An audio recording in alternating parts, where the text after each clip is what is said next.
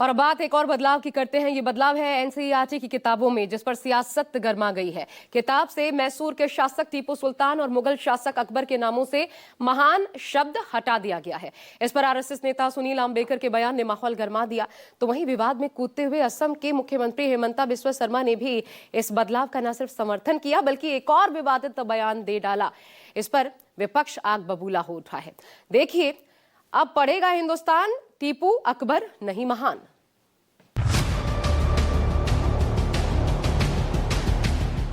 टीपू हिप्पू को मारो, एकदम जहां भेजना है उधर ही भेज दो, पूरा समुद्र में फेंक दो। भारतीय जनता पार्टी और संघ की विचारधारा मूल रूप से हिंदू मुसलमान के अंदर जब तक एक विवाद खड़ा नहीं करेंगे तब तक उनका खाना नहीं पचता। एनसीईआरटी की किताबों में बदलाव को लेकर मचा यह सियासी घमासान तब शुरू हुआ जब नागपुर में आरएसएस के सुनील आम्बेकर ने लोगों को संबोधित करते हुए दावा किया कि इतिहास की किताबों में कई महत्वपूर्ण और सकारात्मक बदलाव किए गए।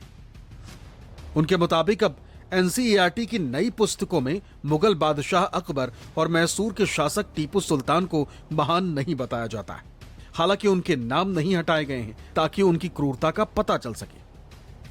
आरएसएस नेता ने बयान दिया तो सियासी पारा चढ़ गया। विपक्ष ने फौरन ही मामले पर बीजेपी और सरकार को आड़े हाथों लेना शुरू कर दिया तो हिंदू संगठन सरकार के समर्थन में उतर गए। 700 साल हुकूमत की, आप उनके नाम हटाओ तो आपके हटाने से और बढ़ाने से क्या होगा? 700 साल हुकूमत तो की उन्होंने। उनके राज के अंदर जीडीपी भी 27% थी, 27% थी। यह भी सोने की चिड़िया हिंदुस्तान को कहा जाता था। वो यहीं पर आए, यहीं पर खत्म हो गए। आखिरी बादशाह ने अपना सर कलम करा लिया, लेकिन अंग्रेजों की गुलामी मंजूर नहीं की। अकबर महान कैसे हो सकता है? जब महाराणा प्रताप को हम महान कहते हैं तो अकबर महान कैसे हो जाएगा? और अकबर के कुकर्म क्या किसी से छुपे हुए हैं क्या? आखिरकार है तो वही बाबर और हुमायूं और उनका वंशज ना।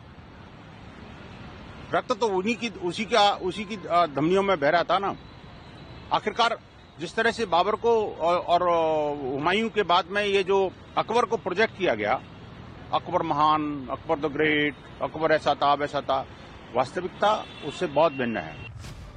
हालांकि दावा किया गया है कि एनसीईआरटी ने जो बदलाव किए हैं वो राष्ट्रीय शिक्षा नीति 2020 के तहत किए गए और धीरे धीरे लागू किए जाएंगे। लेकिन अकबर और टीपू सुल्तान जैसे किसी भी शासक को महान कहने से पहले उसके सभी कामों का निष्पक्ष मूल्यांकन होना चाहिए।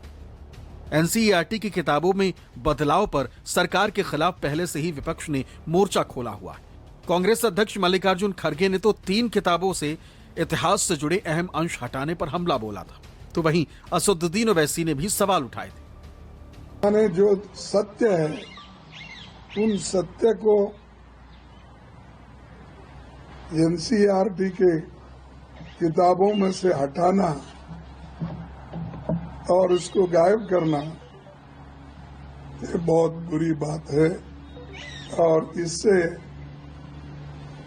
उनकी मंशा मालूम होती है किस तरह किधर उनका झुकाव है। ये बीजेपी फिर अब एनसीईआरटी के सिलेबस में तब्दीली कर दी गई। पार्टीशन का जिम्मेदार मुसलमान, हम नहीं है जिम्मेदार पार्टीशन के जिम्मेदार कौन है बोलता हूं मैं आपको। पार्टीशन का सबसे पहला नारा देने वाले कौन थे? टू कौम नजरिया हो तो सावरकर थे। पार्टीशन के जिम्मेदार माउंटबेटन है। पार्टीशन के जिम्मेदार उस वक्त के कांग्रेस की हुकूमत है। हम कहां पार्टीशन के जिम्मेदार हैं? एनसीईआरटी की किताबों में सबसे ज्यादा जो बदलाव हुए हैं वो है मुगलों से जुड़े हुए। बाबर को क्रूर और निर्दयी शासक के तौर पर दिखाया गया, तो वहीं औरंगजेब को मंदिरों और गुरुद्वारों को नष्ट करने वाला शासक बताया गया। फिलहाल टीपू और अकबर को लेकर जो सियासी घमासान तेज हुआ है, माना जा रहा है कि इस पर सियासत आने वाले दिनों में और तेज हो सकती है, क्योंकि विपक्ष और बीजेपी इस मामले में आमने सामने आ चुके हैं। Bureau report, news 24।